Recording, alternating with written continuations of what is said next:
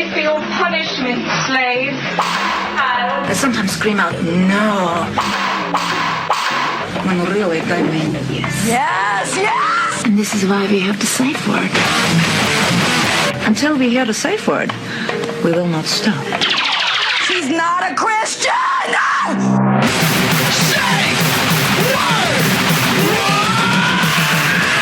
Safe word with Jason Rouse. Stockholm, I think in Big Ben, probably maybe 5-6 years ago, and we became friends, and he expressed to me that he was moving to Toronto and that he was interested in meeting up with some people and doing some comedy, and I described the comedy scene and some of the people that he might be interested in, and two of those people are here today, my good pal Hunter Collins and Brian O'Gorman. Dan, it's with a G, I know that. Dan Gyrie. Dan Gary. Sorry, he's new on the scene. On the scene of comics being banned from open mic nights. Who does that? Get kicked off the Tonight Show, not fucking Jimmy's Wing Wagon. Who does that, right? What the fuck, man? Yeah, man, these assholes, these 4 people watching me are really pissing me off. Fuck femtards! Femtards! And then they push them in the police car. Femtards! Ah! Hashtag that shit! Well, it's good it's over now, Dan. But, so, I'm assuming, I think he reached out to you first. I think I had cut and pasted the message that he had sent to me or something to bridge you guys. And so he shows up in Toronto, Bamberg. In a little blue anorak. What's an anorak? Like a windbreaker. Oh, I thought it was like a monocle or something. He shows up with a blue windbreaker that he never takes off, regardless of the season. Yeah. Runs up to us. Well, Scandinavians are prone to suicide through darkness and wind currents. Wow. So you got to shield yourself from the breeze, or you'll end protected. up moving to Finland and hanging yourself in a coffee shop. So Bamberg shows up in Toronto. Captivates the hearts of the masses. Yeah. With his calm and cheery demeanor and his quirky little accent. And we all thought that it was sort of like, this is what Swedish people look like? We thought you were all tall Amazon, Dolph Lundgren looking motherfuckers. Yeah. He looked more like Dolph Lundgren's inside toe. Yeah, he was not. He embodied a lot of the paleness and blonde, blue-eyed, but also he's super smart. He was an engineer, wasn't he? Yeah, he was studying economics. His parents were both geneticists, so he comes from brains. He's a real smart guy, and it translated on stage too. His material was always very cerebral and quasi-meta, Yeah. Well, you hear in the roast, we were both laughing about in this lifetime. Yeah. I think he has suffered enough embarrassment for this life. Yeah, yeah. It's so clinical and hurtful. Yeah. Yeah. This lifetime, he doesn't even really have an identity. He's just kind of passing through. No name, no nothing. But yeah, we reconnected in Edinburgh. O'Gorman and I were splitting a bed for £8,000 a month. The hammock in the Scotland. driveway. And we had a show at noon every day, and it was hard to get people to come see our fucking noon show when everyone had been partying the night before. No one goes to see shows in Edinburgh till at least 7 or 8. And but Bamberg was there every fucking day, so we just put him on every day on our show, and he'd weird out our crowd. And Brian would introduce him as the world's shortest Swede or the world's tallest midget. Albino. Said that we found him sleeping in a mushroom that morning, and just bring him on stage. And but we were walking around with Gorman and Bamberg and I one day, and we crossed this pretty Scottish lady. And Gorman and I, as a joke, we went, schwing. Like no one has said schwing in 20 years. Yeah. But Bamberg... Reference from Wayne's World. Yeah. And then Bamberg goes, guys, what is a schwing? And then we explained to him it's sort of the onomatopoeia for what a boner sound would be, kind of. Sexual arousement. Yeah. And then so he sort of processes it for a while. And then we pass this hot black girl and Bamberg goes, black schwing. Like he thought you had to put modifiers on every schwing like that. We're like, Bamberg, you don't got to say black schwing. You just say schwing. And he's, He had always had a taste for the hot chocolate. Yes. Yeah. Yeah. Yeah. Yeah, he fucked a lot of black chicks. Yeah, well, that's why I love Toronto, the comedy scene. And there's a large population of black people in Toronto, and delicious. Yeah, he's like a kid in a Great stuff. he's like a kid in a candy store or a kid in a chicken and waffle store. And he's not a typical white guy. Like, we're white guys. Bamberg's like a unicorn that doesn't have a horn. So he's just a white horse, right? They're not the kind of. He's not the kind of white people that they hate. You know what I mean? He's a different kind of white guy that's never done anything shitty to. Slavery. Yeah, yeah. He was. I just want to say, I think it was weird when I first met him. He was like when you meet Swedes, first of all, like they're not. You're getting older. You sound more like Norm Macdonald. Am I? I'm just trying to like. I'm. Yeah. Dan, are you on drugs? Dan.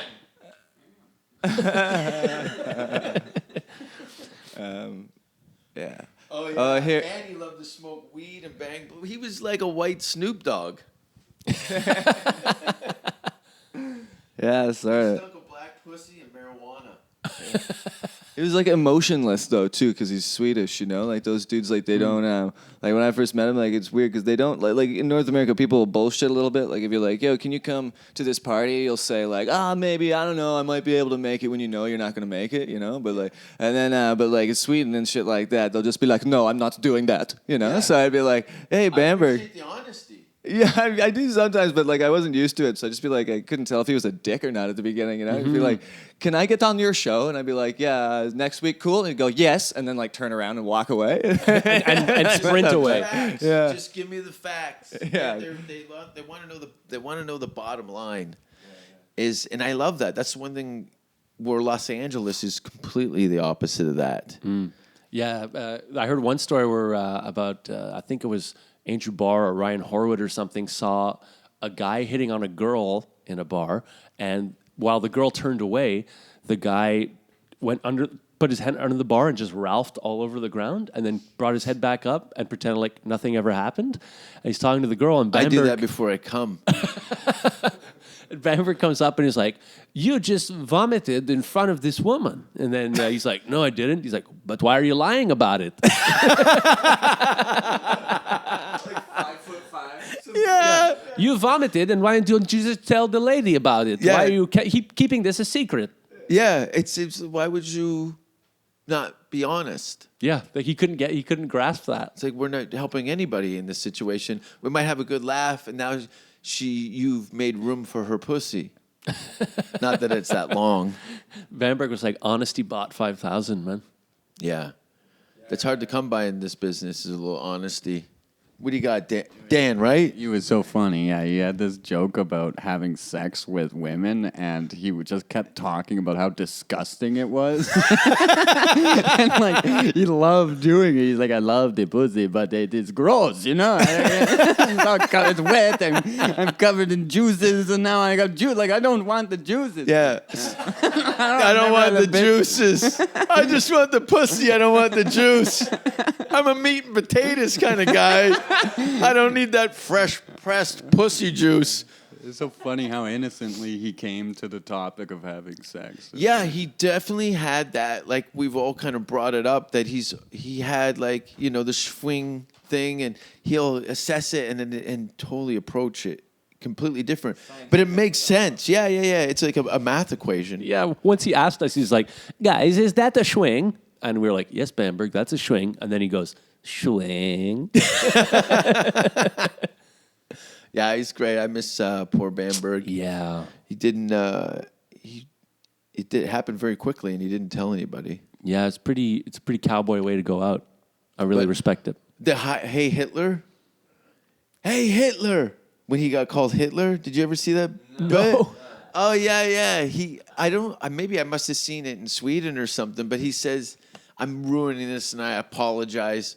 But the essence of the the voice is in my head. La, la, la, la, Malachi! And we're back. He said somebody said, "Hey Hitler," and he said he didn't really bother him that someone called him Hitler. Is the fact that he turned around and responded to Hitler, and he had this whole thing. I won't ruin it anymore, but. We all miss him very much, and some time ago, I guess maybe a few years ago, we did my going away party at La Cucaracha at my friend Adil's restaurant. We had a party and a roast, and I was roasted. I'll probably release the whole thing at some point, but this is Bamberg's part of the roast of Jason Rouse, and thanks for listening. We go further, and we already mentioned the person standing right over there, the leprechaun. And you know those characters you see in sitcoms, you never know the name of and never remember? That's one of those guys. I mean, because I asked people, who's coming tonight? I was like, this guy, Erik Bamberg, and nobody knew who he was. I mean, literally nobody knew, and I'm the roast master, I don't even know who he is. I just got his name, I've seen him a couple of times, I've heard. But what can I say about Erik? He's got a beard, that's funny. No, that's not funny. I'm sorry, Erik, I just couldn't motivate myself to write something about you. I just couldn't. Instead, I stared into a wall for a couple of days and picked my own nose. And that was actually more stimulating than thinking about you, so that's what I did, so. Yeah, fuck that guy! I can't remember how he looks like, so I can't fucking. Actually, you are so forgettable that I forgot what I was going to say. So, I have no idea. I hope I'll take this buyer who's going to go up there, buy a beer or something, so you can, because that's what you're going to get out of this. But, it's just so unknown. It's so unknown that his own mother actually calls you, and I quote, "Who?" That's what he calls himself. Give it up for the band hour right now. Give it up for Erik Bamberg! Thank you. Yeah, it's nice to be here, and give it up for Adil. It's nice to be down here in his sex cave. His shows in the weekend. There's a certain feeling to being drilled by two black guys. Am I right, Therese Sandin? Yes. Yeah. But give it up for Therese Sandin, especially, this is her 22nd show in comedy. Just doing her 22nd show. Give it up for that. How the fuck did you get on this show? I mean, not because you've been performing at Mafia and Big Band, that's it, like 22 times, and you're a fat pig that even Jason wouldn't fuck. So, it's not because you shagged somebody. This is the fucking Rouse! He fucks everything! No, even Jason has some standards, I'll go back to that. I'll promise you he does, alright. The factor is that you need a black guy and alcohol. But Anders Selin is here too, and Anders Selin was up until a year ago he was together in a long-term relationship with a 51-year-old woman. Yeah, and then she broke up with him on the telephone. Yeah, she did. So Anders Selin was dumped on the telephone by an 11-year-old older woman. 13 years old. 13 years older. So I don't think he needs any more humiliation in this life. That's it for him. It's very good. We're going to pass the hat around after the show so you can watch some granny porn. So please put down a $5 or whatever you think is necessary. Dave T. Weaver was supposed to be here, but he's not here. And thank God we don't have to hear his jokes. But Yemi Afolabi and Ryan Bussell is here, so I'm sure we'll have to hear some stuff about how wacky it is to be American and live in Sweden. Oh, I can't wait to hear a Yank telling me how wacky it is here in Sweden. Oh, puss, it's a hey do, it's so strange, SFI, blah, blah, blah, blah, blah, blah. Oh, Swedish people are like this. I can't wait to hear any more of that. No, I'm behind you, motherfucker. Yeah. Watch yourself, little boy. I think it's cute when you speak Swiss. Are you guys writing material together? Because it's very original. And stuff. Can't you guys, now when you're here tonight, join forces and kill Al Pitcher? As long as he's alive, you're not making a coin in Sweden unless he's alive. Unless he's dead, you're not making a single fucking coin. So kill that guy if you want to make some money on fika and cinnamon buns. That's strange. That's great. All the hilarity that comes out of fucking sweet buns. That means you're shit, Al. And we have the pride of Rogsved here, Ahmed Baron. He's a nice guy, he's a very good guy, but he smokes too much weed, or chews cat, I'm not sure which one. It's either one of those drugs that the East Africans likes, one of the two, I don't know which. But I think he's one of the most talented people in the Stockholm comedy scene. And what does he do with it? Fucking nothing. He sits on his ass and chews cat in Rogsved. That's it. He dropped out of college dropout. He was a business student. And it's not easy to understand why he would be a business student regarding like his... a very funny story. Me and Yemi Afolabi, we both were living in other comedy scenes. I was living in Toronto, he was living in New York. We wanted to start a new show in Stockholm where you could get paid, because we have the Last Logo is here and Big Ben, and they don't pay comics shit, so we wanted to start, give it up for that. Hey, You're roasting me? yeah! You think you're gonna sit here and not take anything? We want fucking money, bitch!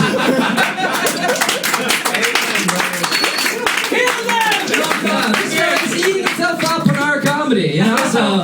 Fuck you. We wanted to start a show where we could charge people like $10 and pay comics and pay ourselves and stuff like that. And what does Ahmed Baran do? It's not been a show another show in Hornstull for years. He starts a free open mic next door. Thanks, buddy. Thanks a lot. Ain't nobody making money up in this bitch. Nobody. And I can't see him go like, in school, like, what happens if you have a product and you want to sell that? If somebody starts giving out the product next door for free, what happens with the product? Well... sorry. Nothing. And he started off that. Alright. I don't know if I have anything more on him. You were going to call back to college dropout. No, he did. He just missed it. Alright. I'm getting sloppy, everybody. I'm getting sloppy. Are we going to commercial? I think it's time for that. Doing commercials, we can talk about Aaron Flam's book. He released a book a while ago. It's called Schindler's List. Part 2. It's very... See, that's funny because I'm Jewish. It's connected to his career because it's called I'm Bombing. And it's about people telling stories about stand-up comedy. And you can read that, or you can read the original, I Killed, by Rich Schneider or Mark Schiff. It's exactly the same book, but in English with forewords by Jerry Seinfeld instead of...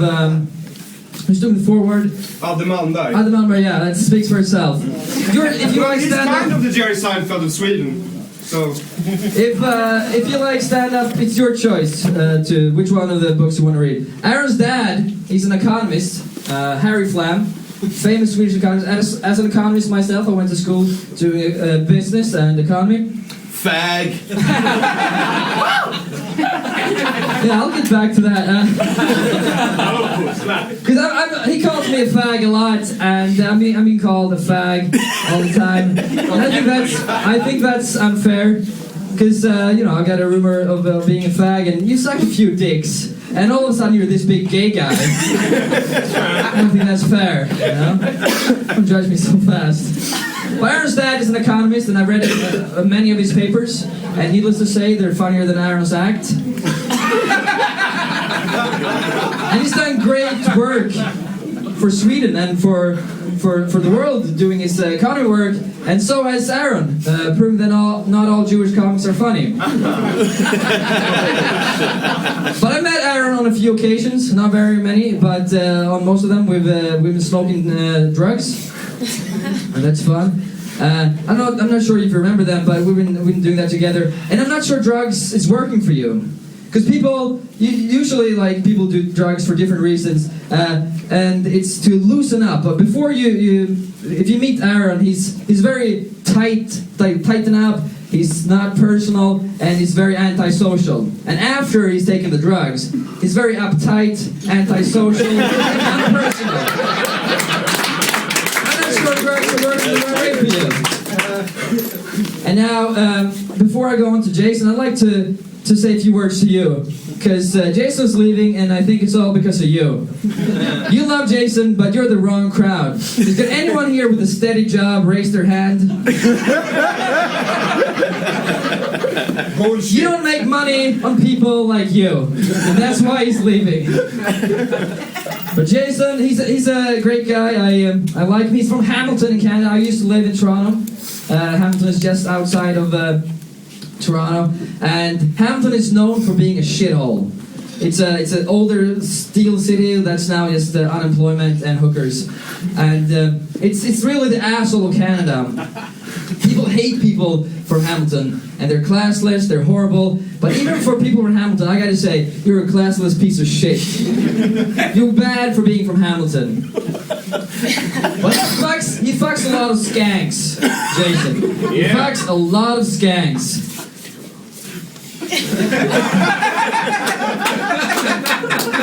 And he takes good pride in it. He's got game. Women of a certain kind, they like him. They have an attraction to him. But that's sort of the thing, because it's got to be women with issues. That's the kind of women that goes for Jason. So if there's she sprained an ankle, not so much maybe. She used to cut herself. Now we're talking. She was fiddled by her uncle. Come to Papa Jason. But Jason, he's a nice guy. If you get to know him, he's a really nice guy. And that's the problem. Because these girls, they go for guys that can actually cause them some damage. Once they find out that he's a nice guy, that this is just a fucking charade to sell comedy tickets and all, that he's just a bald guy from Hamilton, they leave his ass for a guy that will actually give them a black eye. Hold their head down the toilet while they're flushing. So he's just a training wheels for girls that actually want to be hit. Hey, some of those whores are here tonight. Judging by the silence of most of them. Before I leave, I'd like to thank Jason a lot for being such a sport. He's a very professional comedian. He helped me out a lot when I was living in Canada, and without you, I wouldn't be where I am today, which is basically nowhere. But you're a real sport, and thank you so much for coming to Stockholm and teaching good comedy. There's not a lot more better comics than you. There's a few in Stockholm. But thank you so much, and I hope you come back all the time. Thank you guys for listening. You've been a great audience. Thank you so much. Give it up for a very funny Erik and Bamberg, everybody. Yeah, give it up. Yeah, that was a half. Give it up for Erik again. That was really funny. Come on. Woo! Thank you very much. That's a good work. All right, where the hell are you at? Safe word! Safe word! Safe word! Safe word! Don't kiss me on the mouth. Don't ask if you're hurting me. And if you hear the safe word, stop what you're doing immediately. Do you have pantyhose?